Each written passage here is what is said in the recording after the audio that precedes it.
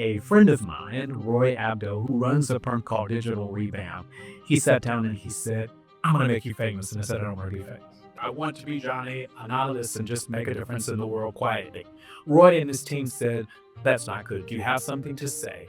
Especially if it's about making the world a better place, particularly work. So if you can make work better, then you can make the world better. And so I decided at that point, working with Roy and his team, to build a digital profile. We helped take him from a regular social profile to become a thought leader, and now he's a LinkedIn influencer. Wouldn't it make your job easier if people knew who your CEO was? And again, the really important message here is to do it just for the sake of doing it is ego-driven. But if you do it because you think you can actually make the world better, because you can introduce new ideas, some controversial, some not so controversial, if you can force people to talk with each other, talk to people who are different. Like if you do that, then it's worth doing and sort of trading off my desire to be very, very anonymous and liked.